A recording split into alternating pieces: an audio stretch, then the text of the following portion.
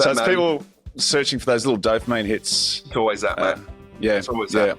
It's always, how do I escape this feeling? Yeah. This feeling shit. Yep. So let me chase something else that makes me feel good, even if it's for 6 minutes. Yeah. I'll feel good. Yep. And that will balance out the great escape. Yep. Of shit that I want to escape from. It's all escapism, mate. It's all the same part of the brain. Whether it's in addiction, particularly, whether it's heroin or porn or Snickers bars, it's all the same part of our brain. Yep. And it's all the same need for connection. Yep. Escape and some brief moments of happiness.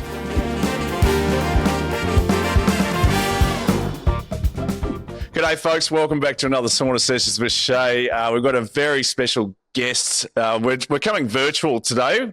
That hat, Nick Bowditch. How are you, mate? Looking good? Good, mate. Good, mate. Thank you, Shea.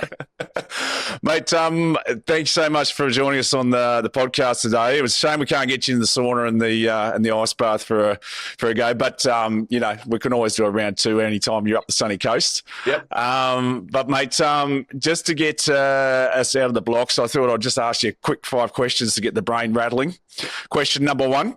Oh, actually, before we do that, I might just tell the punters a little bit about you, and then we'll get into it. So, I met you at a NAC conference. This is probably about almost 10 years ago.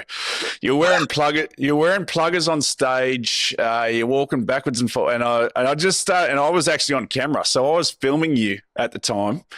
And I started, I have these little moments where I'm looking down the barrel of the camera, right? And it doesn't do it justice because what you were saying really resonated with me. So I had to look beyond the camera and actually start listening to what you were talking about. And I thought, this is one of these crazy dudes that actually is on the same frequency as me.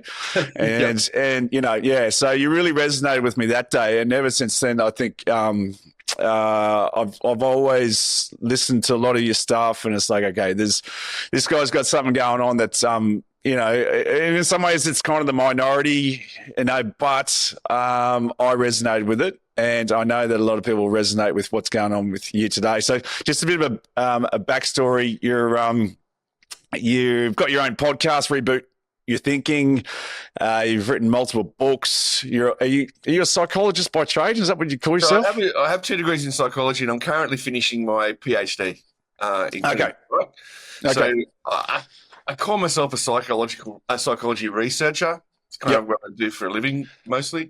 I work as a therapist as well. Now, speaking about the therapy side of things, full disclosure, when I'm actually feeling a little bit like the wheels are spinning, I will actually jump in and book a session with Nick. And I find that just by talking to you, it definitely helps me think about other ways that, I may not have thought before. You're very good at listening. And then I go away and I always feel lighter for what's going on. There's no 2 ways about it. I always finish a session with you and I'm like, okay, I've got some work to do on this, and this, but I never thought of this. And you always leave me with something, plant the seed, and something that I always go away with and work on. So I appreciate, mate, everything that you've done to help me through my journey as well. So, if you're looking for, someone just to have a chin wag with, Nick's your man. He's, Funny that lightness thing, because that's how I feel with my own therapist too. When I speak with him, and then I'm afterwards just like, I can't really remember why I was so caught up in whatever I was caught up in. Yeah. Because now I've got a different reframing, right? A different way to think about that. That's it. Yep. Do you find, mate, half of it is just literally just getting it off your chest, like voicing it? A lot of it is just being heard, Shay, right? So it's people, I think people conflate therapy to being this weird science, right? Or a really complex thing. And it can be, but really at its most basic level, it's someone talks, someone listens. Yep. Someone feels better for being heard. And I don't give advice, as you know. The therapist's job, in my opinion, isn't to give advice; it's to listen and suggest. Have you thought about it this way, or maybe that sounds like this, or whatever. Yep. But that's the really basic premise of therapy, and people kind of overcomplicate it. Therapists overcomplicate it.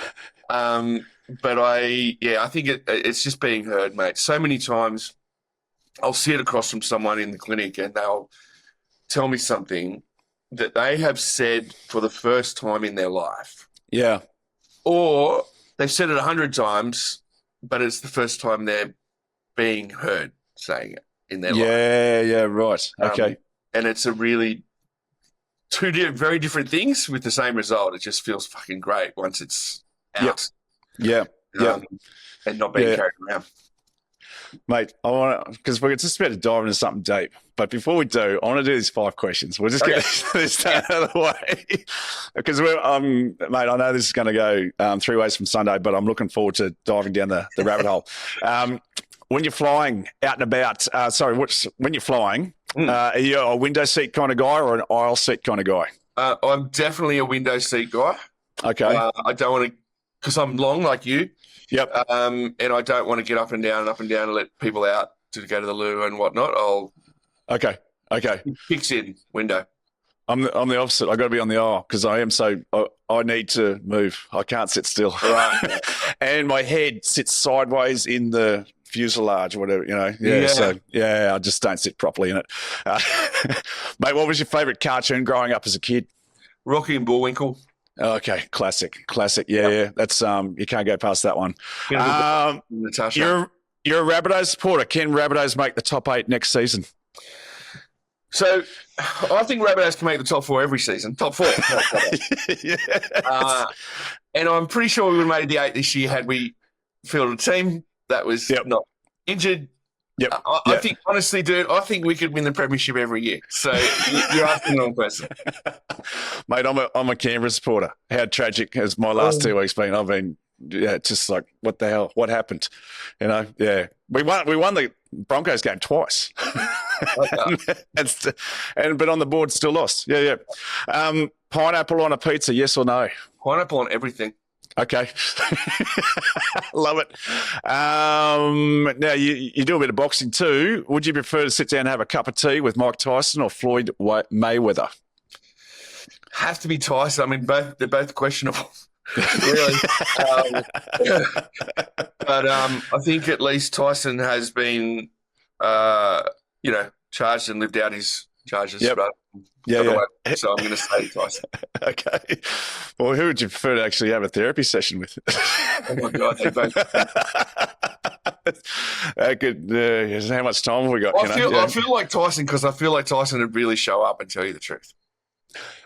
Mate, the more I hear about him, it's like he's starting to speak his like ultimate truth, and I can't knock the guy and obviously he's been through a lot of hard shit, but he doesn't want to leave a legacy. He doesn't care about legacy. He doesn't care about what people think about him. There's something quite like he's been taken to another level where all the things people care about, he just doesn't care about. And I think everyone can learn something from Mike Tyson, I think he's a complicated person, right? But yeah. But I think there's one thing that he's a real embodiment of something I talk about a lot, and that's none of us are who we were. Yes, yeah. Like we can always carry the baggage and the persona that someone thinks we were once, or maybe we were that person once. Yeah. But none of us are who we were now. And so he's the real embodiment of that. Like he's reinvented himself a million times. Yep. He's done some questionable shit and he's paid for it. and he's hurt himself a lot and he's paid for that. Yeah. And I think you're right. I think he's just in a place now where he's just like, I don't give a shit. Yeah. Do you feel like we've got chapters in our life, or because I feel in some ways like when I was 20, I'm totally different to the person. I in some ways missed that 20-year-old because I loved who that person was. But if I was still doing what I was doing at 20, it'd be pretty sad. And I feel like I've entered another chapter. How do you see, the the role, if you were to roll out Nick Bowditch's life? I think it's a book. Yeah. Yeah. Right. The whole thing is a book, but it's written in pencil. Yep. Right. It's not printed. And I think, the chapter thing is really interesting because this is probably my 8th career, right? If you think about it as a career. And if you look at the generation under us, younger than us, they're going to have 15 full-time jobs. Like they're going to be reinventing themselves all the time. They're going to experience life. If you look at our parents and particularly our grandparents, their book was written in stone. Like, you will do this at this age. You'll do this. You'll get married. You'll retire. You'll die. Like that's kind of how it is.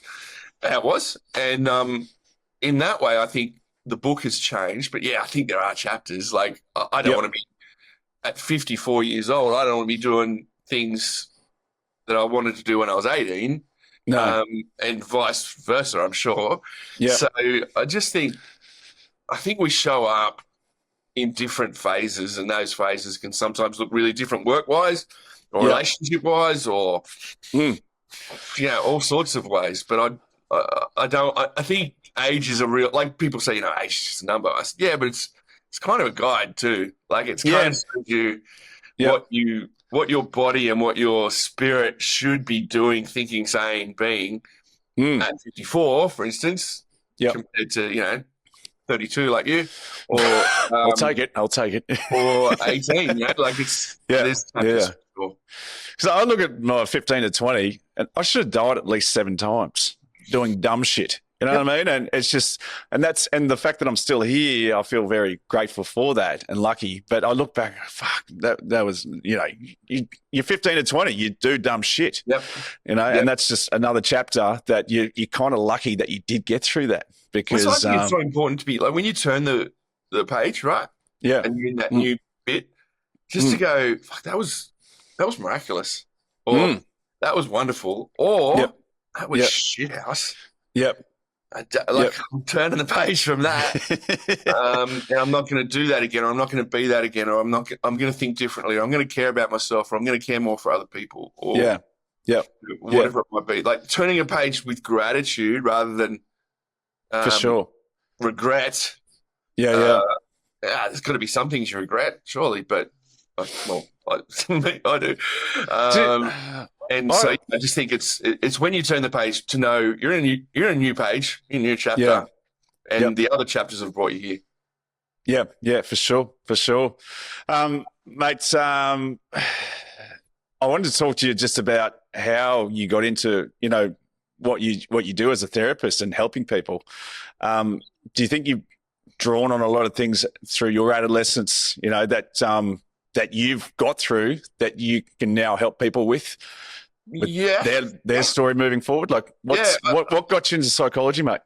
So my own psychology, really, honestly. So coming from a life of, well, not life, like a lived experience of addiction, mental illness that I live with still today, those sorts of things have made me think, just started to make me think more about my own psychology. Which then kind of put me in a space where I thought, well, this has got to be something more interesting than just me reading stuff and whatever. So then I sort of got into therapy for starting, into counselling, and then from there I've been on this psychology academics journey. That'll finish in 128 years when I get my PhD, and God knows what happens then. But it was really just comes from, like, I think there's a story. Liz Speedy is a writer, and she talks about the storied helper. So everybody who's in a helping profession, this is her opinion and kind of mine, people who are in helping professions or even producing helping content like you, have a story. As to why, right? So it's my dad's an alcoholic, my mum was neglectful, or enmeshed me, overloved me. I had a weird ass separation, or I had a poor childhood, whatever, right?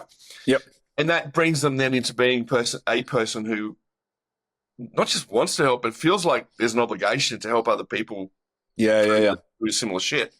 And I always think if you're looking for a therapist and you go through what the therapist is specializing in, Yep. That therapist is specializing in that stuff because that's their lived experience. And Yeah. Yep. I always think I don't want a perfect sane therapist. Yep. Yeah. For sure. Well, I'm just going to feel judged by that. So, do you want a PT? Do you want a PT who's 100 kilos overweight? Exactly. You know, or a skinny chef. Do you want a hairdresser with a bad haircut? Yeah. Yeah. But I think there is a bit of that, like in therapy and in psychology, where people go, well, you've got the thing on the wall. You must be smart as, like you must be fixed. You must be good or whatever. Yep. It's very rare like that. And I don't want it to be like that anyway. Do you think there's still a taboo thing about if you're seeing a psychologist or a psychiatrist that there's something wrong with you? Depends on how old you are. Yeah. Okay. You know what I mean by that, like your generation, by your generational thinking, right? The majority, in the last year, the vast majority of people who have become new patients of mine in my clinic are 20 to 23-year-old men. Yeah, okay. Wow. Crazy to me. Yep. Because preceding that, it was 45 to 55-year-old women. Yeah. So I know that there's a shift in that people come now, younger people, particularly males, going, oh, I'm terrified of this. I don't know how to do it. I'm not going to just push it down and ignore it like my dad, who then turned out to be this, or my grandpa did. So I'm going to sort it out. So I think there's less and less of that. When you say that, my first thought is alarm bells. Like, are people getting depressed and anxiety younger in age, or are they just becoming more educated? Like, as you said, like our parents just shoved it down like a bloody lasagna, more layers. They're dealing with that stuff, but the 20 to 23-year-old is looking at themselves going, well, hang on, there's dramas here. I need to go talk to someone and get some help, instead of suppressing that shit for 40 years, So I don't think there's a correlation between the uptick in people looking for therapy and an increase in mental illness. I think the level of mental illness has always been the same. Yep. Similarly, the level of autism spectrum disorder or ADHD or whatever people think, oh, it's blowing up now. No. It's always been that way. It's just being diagnosed now. More people are putting their hand up now. So I don't think it's alarm bells for me. I don't think younger people are getting anxious and depressed younger. They're just recognizing, oh, I don't like this feeling and there's something I can do about it. Yeah, cool. Rather than just, as you say, push it down into the lasagna. Like, I can actually go and deal with it and then I might be happy. Yeah, right. Mate, and what are you seeing, like obviously we're not going to talk about any specific cases or anything, but pattern-wise, what are the big patterns you're seeing that people coming to talk to you about? Well, the majority of my practice is addiction or unresolved childhood trauma, or both. Okay. They kind of go together. And so the majority of that, I have to say the majority of addictions these days, the new people who are coming into practice, screen, porn, sex and love addiction. Still disordered eating is big. Less and less alcohol. A lot less alcohol. Just because my practice is getting younger also, and young people aren't drinking alcohol. And over-the-counter medications. Okay. Like, right. I mean, I guess it's always been those things, but it's just more pronounced around the screen stuff, especially, and internet. Just because, and shopping because of that. Like, you can buy something and have it delivered the next day from your phone. Right. Yep. So it's people searching for those little dopamine hits. It's always that, mate. It's always that. It's always, how do I escape this feeling? This feeling shit. So let me chase something else that makes me feel good, even if it's for 6 minutes. I'll feel good. And that will balance out the great escapes. Of shit that I want to escape from. It's all escapism, mate. It's all the same part of the brain. Whether it's in addiction, particularly, whether it's heroin or porn or Snickers bars, It's all the same part of our brain. Yep. And it's all the same need for connection, Yep. escape, and some brief moments of happiness. Right. Okay.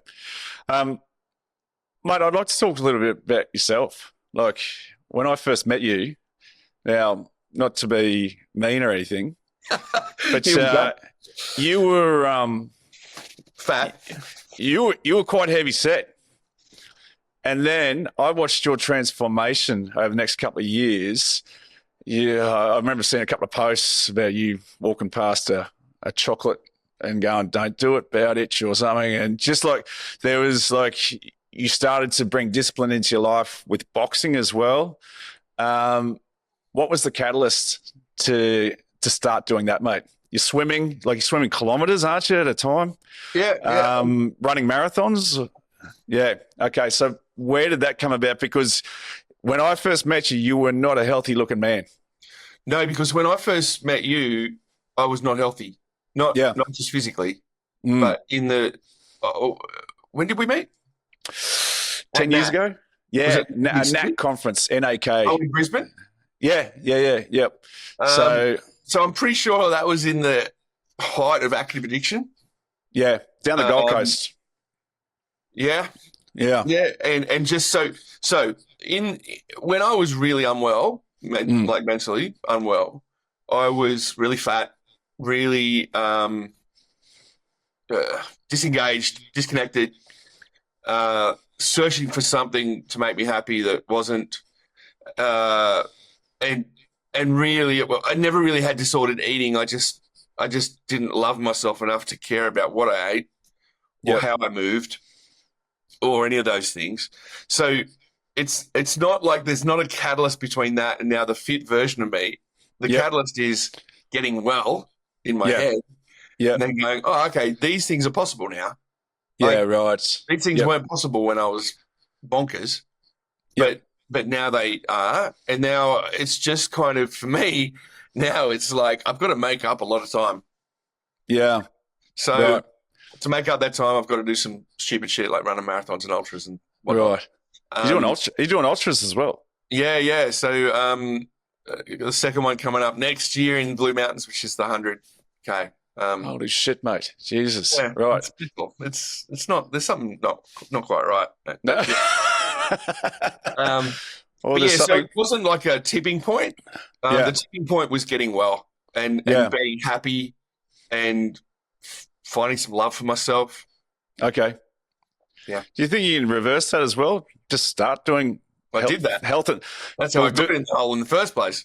Well, so I mean, like, just pick up some dumbbells and sweat, and then that'll change this as well. Because I find this is so connected, the physical to the mental to the spiritual. Movement is medicine for me, mate. Like, yeah. I often think, like, because I do ocean swimming, as you mentioned, like, and sometimes it's fucking cold. Like, I do it all year, and I don't live in Victoria or Tasmania. Like, it's still pretty chilly, and you're central coast, so it's it's cold enough. Yeah, it's cold enough. Yeah, and sometimes I think, not a lot. I think I don't want to do this. Yeah, I do not want to do this. Yeah. Yep. And it's funny, at the other end of it, you never regret it. You never regret a swim. You never regret a gym session, ever. Never. You never regret a marathon once it's done. Yeah. You can regret it through it, though. God.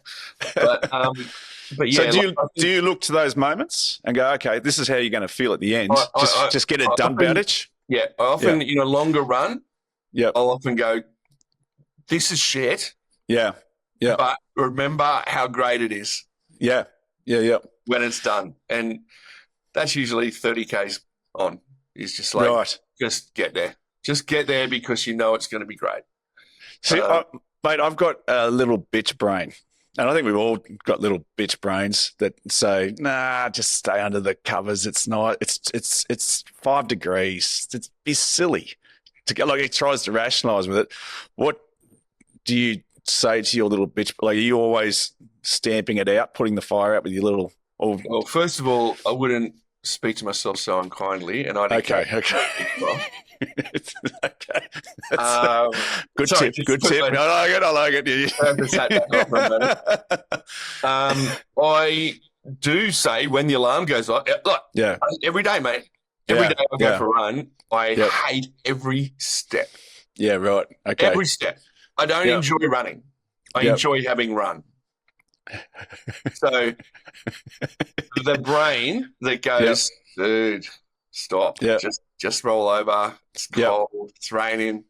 You know, I just try and be louder than that. Yeah. Okay. Go, but when it's done, yeah, you'll feel invincible. And remember, because, you know, someone who's been in active addiction knows the feeling of this feels fucking awesome. Yeah. So that's the feeling I'm chasing all the time once it's finished. Yes. Yeah. But I don't understand people who love running. Like while it's happening. Oh well, I don't like because I'm 100 kilos. Me running 100 kilos and I think the impact on the knees and stuff. Bro, you're still lighter than me. Don't give me that. but I'm you're the same as like and younger than me. So sorry. there's no excuses. There's no excuse. Mate, what about hot cold therapy? Are you doing a bit of that stuff?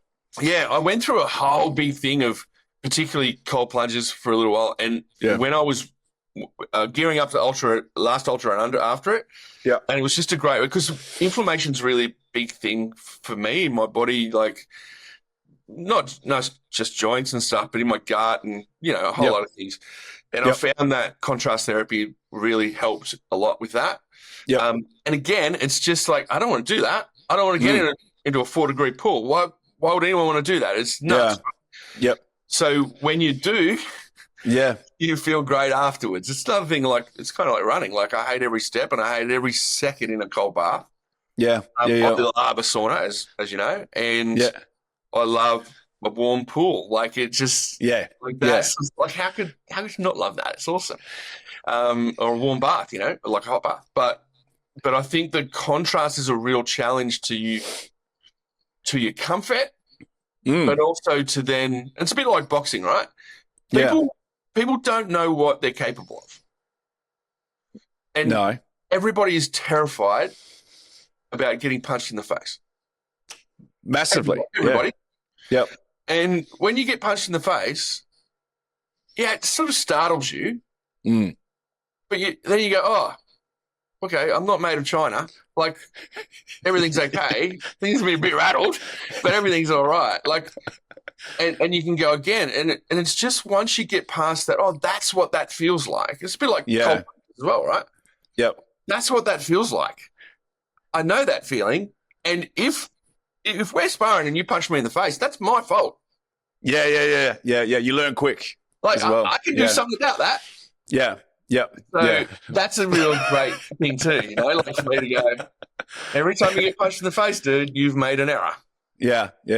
So I've seen a few of the pics on Instagram, mate, of your bloodied face. I am a bit of a bleeder, though. It looks a lot worse. It looks a lot worse than it is. Okay? Have you ever been knocked out? Yeah, a couple of times. Yeah. So I've been knocked out once, right? And it was, you remember Brad Pitt out of Snatch? He's floating through the air. That's what it felt like for me, and it felt like I hit a nice, warm, soft pillow when I landed on the canvas. But I literally, because the guy who knocked me out, he was about 120 kilos. And again, I didn't have my guard up, but it literally felt like I was seeing there was sparkling rainbows and unicorns, and but my head hit the canvas like a pillow. And then I got up, but then something happens when you get up. There's this, it's like, okay, fuck, it's on. Like, you know what I mean? It's like this fight. This creature takes over. Yeah. So it's all about fight or flight. That's your fight. Yeah. So it's a weird feeling, but with the boxing, like it doesn't. With you don't seem to do anything by the halves. Like it's you're either full on 110% into it, or it's not on the radar. And there's things. Are you curious about where your limitations lie?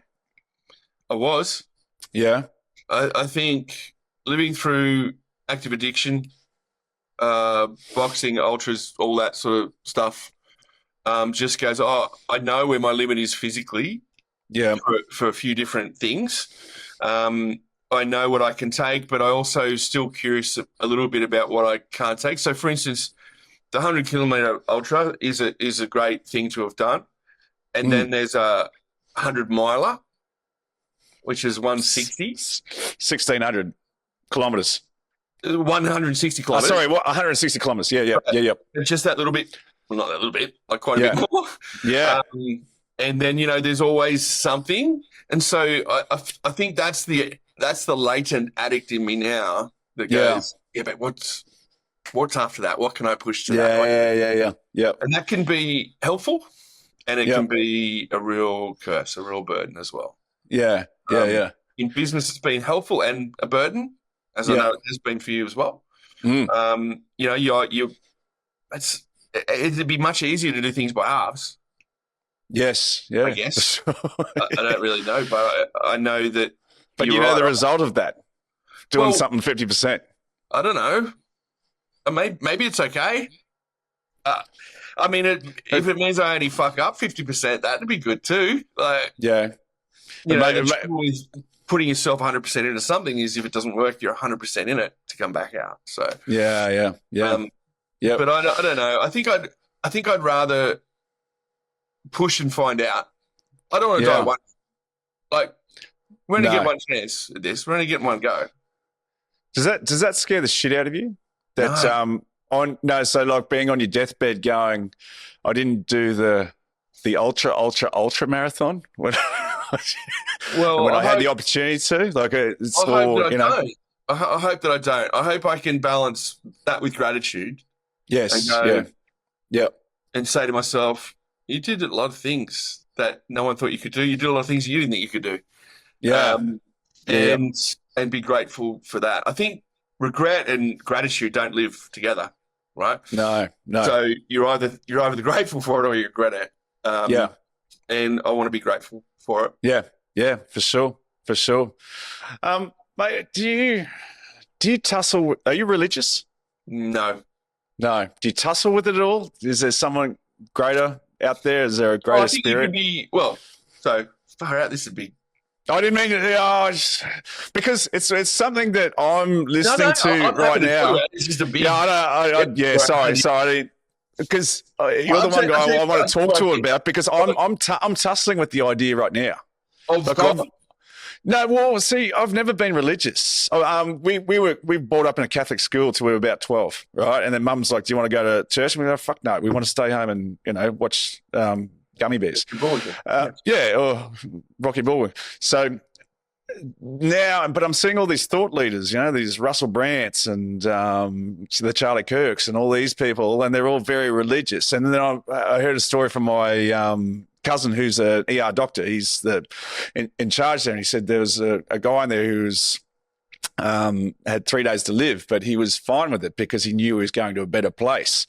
And then all the doctors started querying their religion. What's your take on it? Well, you're talking about two different things. You're talking about religion and God / higher power. A higher power, yes, yeah. So when you said to me, "Are you religious?" I'm absolutely not religious. We got two I'm different. Not of a dogma. Yeah. Okay. Because if there is a higher power, God, universe, whatever, if there is, and you're kind of pretty arrogant to think there's not something bigger than you, I guess, at some level. Yep. But if there's a high power, I'm pretty sure the higher power doesn't want religions. Yeah. Okay. Interesting. Religion is too open to bastardization and interpretation from humans for their own means. You mentioned a couple of people who are religious. Yes, yeah.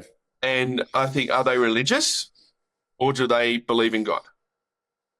Yeah, okay.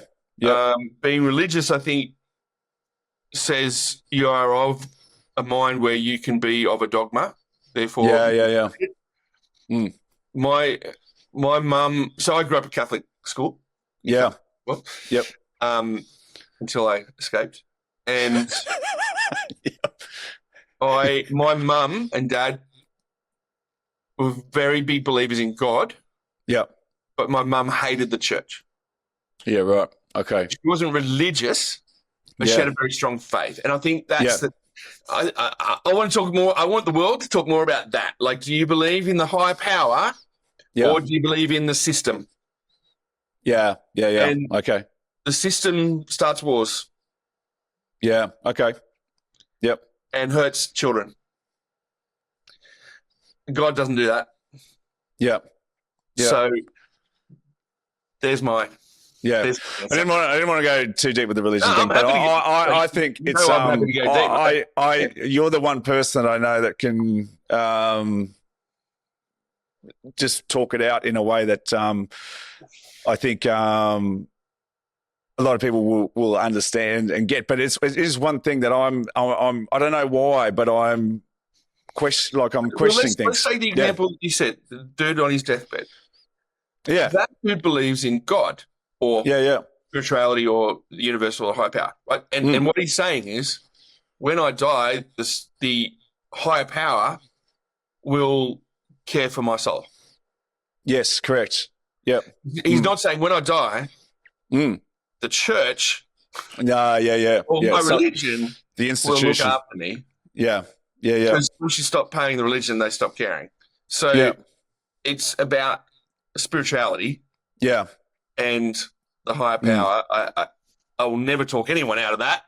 No. Yeah. And I think it's funny because when you go through addiction rehab, as I've done, they talk a lot about your higher power and being able to surrender to the higher power and whatever. And some people put the God costume on the higher power, and a lot of people can't get there because of their lived experience with religion, which is talking about God. So they have to dress it up in some other way: the ocean, the universe, mankind, whatever. Right? Yeah. And so it's still. I come back to it's a special type of arrogance to think there's nothing in the world bigger than you. Yes. Yeah. Yep. It's like, I don't know. I think they can intersect and cross paths. Like I think if I feel from myself that I just want to be a person that exudes love and kindness, and if I do that, then at least I'm and help people. And if I can start there, then that's on the right trajectory to living a life that I'm of purpose and that I'm happy with. Does that mean going to church and being disciplined to sit there for an hour when you don't want to be? Like I don't think that's the answer, but I think what you just said there actually, there's some solid evidence for that. But as you said, but it's not. You got the institution versus the actual faith. It's hard to separate that. Right? Yes, it is. Yeah, it's hard for me to say. If you said to me, "Are you religious?" No. Yeah. The answer is no, right? Yeah. Yeah. If you say, "Do you believe in God?" Yeah. I would still struggle to answer that because I don't believe in the God that was taught to me in Catholic school. Yes. Yeah. Because that was the Catholic Church representing indoctrination. God. Like it's that's not. Yeah. I don't want. Yep.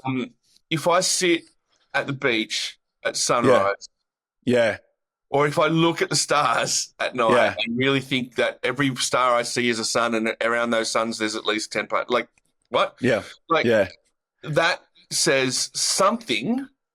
Yep. Is a creator of it. Maybe something is sulfur and hydrogen, right? Well, or I don't know, whatever. But we didn't just get it. Like, there's a reason. Yep. There's a reason we exist. And I think like you, and the Dalai Lama, who's like, my religion is kindness. And whether I believe in God or not, a Christian God or a Hindu God or I believe in being a good person. Yes. Yeah. And I think that's solid across the board, and whether you're religious or of a faith. Well, it's not spirituality. It's not, because if you look at pillars of religion, that's a good point. You'd have to say they're not kind. Yeah. It's a business. And look, let's take the most obvious icon here. If Jesus Yep. saw how evangelist Christians and people with private jets and all this, and how people speak about minorities and gays and whatever in the cloak of his religion, Yeah. I'm pretty sure he'd be mortified. Mm. Yeah, I agree. Yep. All right, good answer. Good answer. I like that. It's got me thinking again, mate. Mate, let's lighten the load a little bit. We won't. Well, yeah. I'm happy. I'm happy to talk about the dentist. But yeah. No, I'm actually like I appreciate your thought on that, because I think that's where I was tussling with it and not separating the two. So yeah, I think, and so that actually is cleared up a lot for me, because I'm of the same vein, mate. Like I remember being on the first hole at Pine Rivers Golf Club, and Mum came up to like take us to Sunday school. And I'm like, fuck that. And I started playing the first hole. Like, I just didn't want to go to church. I didn't want to, like, it's that one day off of the, like, we're going to go to school for 5 days. Like, fuck Sunday. Like, that's a sacred day to me. I don't want to go to Sunday school. Fuck that shit. Yeah. So that was like, yeah. But I think the way you just explained that actually clarifies it a lot. And it makes it a little bit, I'm always open to, other interpretations, but for some reason, not that I was like, okay, I've got to go back to church, because I just know that never worked for me. But I'm also looking at these stories, and even, I don't know, not that I want to get on the Charlie Kirk thing, but I think I always thought about with, if someone did something really heinous in my life, that I'd find a way to forgive them. And because I think if you hold on to that, you can't hold on to that. Dude, I 100% disagree with you. Yeah, right. Why is that? If someone hurts, like, what are you talking about? What? Well, yeah. Let's give it if someone, well, okay. So the example was Charlie Kirk's wife. She forgave the guy who shot. Perfect. Yep. So let's take those people out of it and just put anyone. If someone kills your partner. Yep. Why? If you take out religion. Yep. Oh God, here we are again. If you take out dogma and dogmatic thinking, and you've got to turn the other cheek, and you've got to do this, and you can't carry that stuff, it's going to make you sick, and all that stuff. Yeah. Does that person who isn't sorry deserve your forgiveness? Or deserve it? No, they don't. Like, that person's a monster. Yeah. Why are we forgiving monsters? I don't get it. If you take religion out of it, because religion says you got to forgive everyone. Yeah. So, as an abuse victim, yep. For a long time, I thought, because of Catholicism, I thought I had to forgive him. Right. Okay. Yep. And I don't have to forgive him. Like, he's not sorry. No. 2, he's a fucking monster. Yep. 3, he denies it happened. Yep. And I'm going to waste my good energy on that piece of shit. Okay, so to reframe this a little bit, how do you deal with that over the existence of your life and not have constant urges of hatred and anger appearing? Well, for a start, they're not bad. Yes. Anger's an emotion, like joy. Yep. We'll stop pushing anger down. We'll all be... Yep. But I think there's a difference between forgiveness and acceptance. Okay. So I'm not going to forgive him. Yep. I'm not going to try. Yep. But I can accept that it happened, and I can accept that he can't meet me there. Yeah. And whatever. And that's enough. Okay. All right. So it's just it's the wording. It's reframing again. It's accepting over forgiving. Yeah. And because it's okay. What can I do to move on? What can I do to be that better version of myself? What can I do to run that ultra marathon and not have this dark cloud hanging over me 24/7? Yep. So, yeah. Okay. And also, how do I not pass that on? Yeah. Yeah. So if I'm terrified of being angry, which everyone is for some reason, yeah. Yeah. and I'll do anything rather than be angry. Yeah. And you know this, you're not a dad, but you've seen dads say when a child gets angry, they go, hey, calm down, don't be angry. Yep. Right? What we're saying is, hey, don't have an emotion. Because then I'm going to have one. Yeah. And I'm not really good at it, so don't make me have one because mine is going to come out as screaming. So is this... Instead of just going to the kid, whoa, what's going on for you at the moment? Tell me about this. Let's talk about that feeling. Like, I know that sounds real therapy-ish. I know it. Yeah. But it's true. So don't suppress. Don't suppress. Let it out. Instead of don't do that. Yeah. Then we don't have 23-year-olds in therapy. Yeah. Okay. Fire, mate. I didn't expect this to go this way, but I'm loving it. Really? Because I know. Yeah. Fuck it up. Because you've got me questioning two things now, which is good. And but that's the way. That's when we talk. It goes this way. Why would you think it wouldn't go this way? Well, I don't know, mate. I think I just the way that you think, and you know, like obviously you've been through some things. You've got some experience with, you know, with things that have happened, and in some ways, I've never had that growing up. So, but here's a really important thing I need to say. Yeah. Hang on. Are we on the clock? Are we on the clock here? Are we? I'll invoice you later. Yeah. The way I think, the things I say, the things I feel are a sum of my lived experience. Yes. The way you think, feel, act is a sum of your lived experience.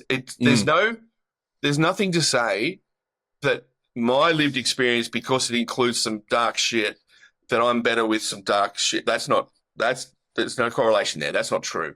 No. Yep. Nor is it true that my lived experience and the summation of all of those thoughts and feelings are more important or different to, are more important than yours because they're different. That's not true either. Yeah. So that's critical thinking. That's what how humans have fucking lost is the ability to go. And the reason is people go, I've done my research. Really? What 2 blogs and 3 YouTube videos did you watch? Yeah. From the same person. Yes. So no, that's the lack of critical thinking is to go, and that's why when you go to a therapist, A, if the therapist gives advice, run a mile. Yeah. But B, when you walk out of there, you go, okay, that's how he perceives it. He thinks. What can I take from that that's helpful, and what will I leave behind? I think that's important too, because there are things like I don't take everything you say as gospel. Good either. Yeah.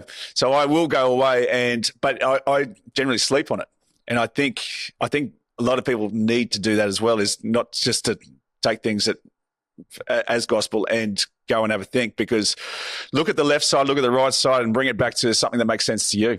You know, because you know, it's, as you said, like it can be dangerous to give advice or too much advice. You know, and it's also dangerous to make somebody your guru or your swami, right? That's true. Yeah. Which just means whatever they say, I'll do. Yeah. And I'm sitting on the other lounge opposite that. Sometimes I'm really reticent to. Because you can see people starting to go, what would you do? Like, what will I do? And you go, well, I don't know. I can tell you what I would do, but then you'd just be doing what I would do. Is that useful? You know? For sure. So, no, I just don't think there's much. I don't want to be anyone's swami. Fuck that. No. Nor do I want to have one. No. Mate, I know you've got a session in a sec, so we'll start to wrap it up. But, mate, what's in the crystal ball for Nick Bowditch in the next? You got an ultra marathon coming up? Oh yeah, it's 8 months away, but it's 8 months away. Yeah. Yeah. so yeah. I'm 5 months away from really going on a training block for that. So that's coming up. I've got. Is there anything scaring the shit out of you right now? That's that. Okay. Because I remember how awful it was last time. No, there's that. I think just having teenagers. Yes. Yeah. Okay. Is a thing. So I'm from the outsider looking in. So I've got 9 nieces, nephews, and I've got a lot of mates that are dealing with teenage boys, and they're coming to me going, "What the? I don't know what the fuck to do." Oh, teenage boys are a joke. Teenage boys are so easy. Hang on. So you've got 3 kids? 4. I've got 4 3 kids. boys. 3 boys. Okay. So the boys are the dream. The girl. What age? So my kids are 16. That's my daughter. Yep. And then turning 15 tomorrow. 15, 13, 12. Right. So okay. We had 4 in 5 years. Yeah. Okay. And they're just all different. They're totally different. Once you think, I don't know, parents of one must be a dream, right? Because you know how to do that. Yeah. And then the second one comes, you go, hang on, this bullshit worked with the first one. Why isn't it working with you? The third one and the fourth one. I'm like, oh God. All my siblings, mate, they've got 3 each, and I came to the conclusion that you've only got 2 eyes and 2 arms and 2 legs. So to have that third, the third is problematic. The fourth, have the fourth to even it out, or have 6, 8, 10, 12. Yeah, are the same. Like it's just too many. Yeah. So there's a comedian, Jim Gaffigan, and he talks about having 4 kids. Jim Gaffigan, he's funny. And they say, what's having 4 kids like? And he's like, it's like drowning with 3 kids, and then someone throws you another kid.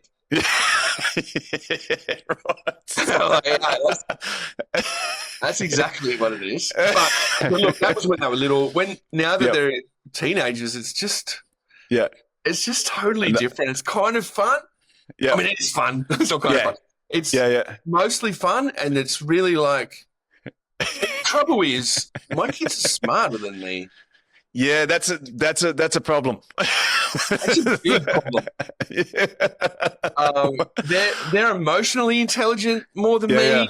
They're functionally intelligent more than me. They, and they're this woke generation now that feels everything and wants to talk about everything. Yeah. Like some of the things my sons want to talk to me about, I would never have said to my dad in a million years. Yeah, wow. Okay. I don't want to have that conversation with my dad. And they're like, totally fine having that conversation with me. And I'm struggling to not react, I remember asking my dad about wet dreams, and he said, "Look, Shea, there's a bear over there," and ran away. He didn't want to talk about it, Yeah. and I don't want to be the dad that goes, you should really ask your mum about that. But but it's just like, I've got a 15-year-old nephew that I go to the gym with, and I thought I could teach this kid a thing or two. Straight away, he's into the creatine, NMN, berberine, you name it, every fucking supplement under the sun.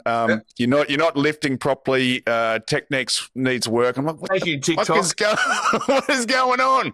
I'm 46. I've been around, but it's like, no, you got to watch this. This has got to be the influence. You got to watch this person. Jesus Christ! Can we just do some bicep curls? You'll only take it once, then you're like, I think our things are going to clash, so I have to go a different thing. Mine will lecture me about my pop culture as well. Yeah. They think, like, one of my kids genuinely believes this, that the first 3 episodes of Star Wars which everyone can agree are the shittest. The first 3? First 3 movies. First 3 chapters, not the first 3 movies. Not Star Wars. Yeah, okay, the prequels.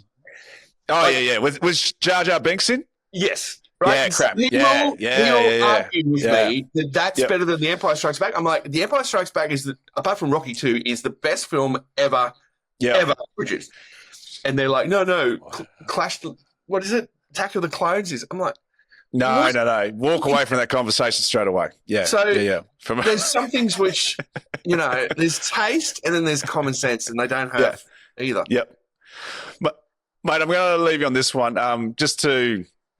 We just lost everyone but the nerds. Yeah. There's Jar Jar Binks people that are going, I'm not listening to this Sauna shit anymore. From a film guy though, like it's the original Star Wars are brilliant. Oh, dude, there's a podcast just in that. Sound effects alone, What do you do to unwind and stop thinking? Or how do you decompress, slow down, and just chill? What's a Nick Bowditch? Just weirdly run. Yeah. Okay. Is one of those things. But also I'm really good at lying on the lounge binging stuff. Yeah. Yeah. Because I don't do it heaps. When I do it, I really commit. You get heavily into it. Yeah. Okay. Can you suggest to the punters at home any good thing to binge right now? So I can't, because my anxiety, and everybody with anxiety will understand this. I watch 30 Rock from start to finish. Right, okay. Yeah, and then I'll watch Parks and Rec from start to finish. Yeah. Okay. My brain's off and it's just white noise, right? Yep. Yeah. And I'm meditating and I'm trying to think, or I'm just trying to relax. And then I'll go back and watch 30 Rock again. Like, it's anxious people watch the same shit over and over. Yeah, right. Because then we don't have to worry about what's coming. But you get hooked, and it's brain dead sort of shit. Just and just light entertainment. Something really good. Just trying to think of something. All the recent stuff that's good. I'll binge all of that, but then I'll always back to the same stuff. Wednesday. I've been watching Tim Burton's Wednesday. My kids tell me I have to watch it. So he's morbidly brilliant, Tim Burton, in so many ways. Yeah, he is very strange, man. I would love to sit down with him for a sauna sesh. Yeah, I've never on a bottom Carter as well. Like sit with the two of them would be incredible. Like unbelievable. But yeah, there's something about that. But his storytelling ability is, even in today's world where everything's crisp and shiny and digital, he still tells a great story. So how fantastic must their kids be? Oh, mate. Yeah. I've been walking around with scissor hands and shit like that. Yeah, crazy. Nick Bowditch, mate, I appreciate your time today. And I don't know. I said to my wife, we're not going religious today, hon. Don't worry about it. We went there. But, mate, I really appreciate your time. And I wish you all the best in the future. And if anyone wants to check out Nick, you've written 3 or 4 books. Get on to Amazon. Amazon, is that way to buy some of your books? NickBowditch.com or Amazon. You can get okay. Stuff. Check them out. You're a brilliant bloke, mate, and a genuinely awesome human being. So I really appreciate your time to come on the podcast today, mate. So thank you. Thank you, mate. Thanks for asking me. Guys at home and girls, don't forget to subscribe. Check out other episodes and let us know if you've got any questions, and we'll see you for the next one.